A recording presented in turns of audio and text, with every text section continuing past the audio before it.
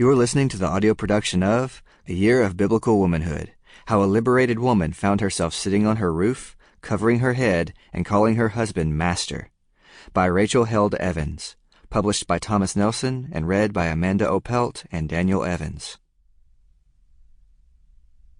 To Dan, for making every year an adventure, and to all the women of valor whose stories have yet to be told. Consider the lilies is the only commandment I ever obeyed. Emily Dickinson. Introduction. Does not the very nature of things teach you that if a man has long hair, it is a disgrace to him, but that if a woman has long hair, it is her glory? 1 Corinthians 11:14-15. I stared back at myself in the salon mirror, wondering whatever happened to the woman who sat in the same hydraulic chair just a year ago. After 368 days without a haircut, I looked like a character from Willow, or more precisely, a character from Willow in the process of getting eaten by a character from Spinal Tap.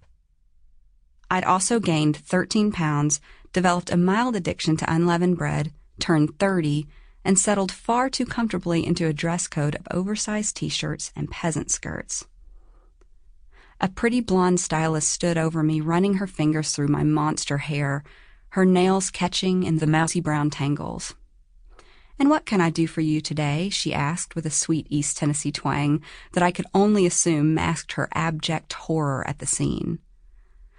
"Well, it's been a year since my last haircut," I said, "and as you can see, my hair's a little too thick to grow out without some consequences. So I guess I just want you to, fix it. Maybe take 5 or 6 inches off." "Now, why in the world would you go a year without cutting your hair?" the stylist asked, with a playful laugh, totally unfazed. Why? It was the question people asked each time I pulled a scarf over my head to pray or addressed my husband as master. The question they asked after I spent an afternoon perched on my rooftop, adopted a computer baby, camped out in my front yard during my period, and left 8 pounds of dough to rise in my bathroom.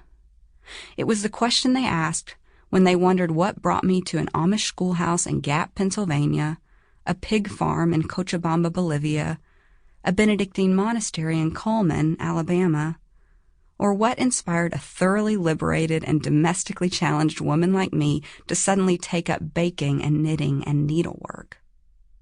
I wasn't sure how to explain to my unsuspecting hair. Sample complete. Ready to continue?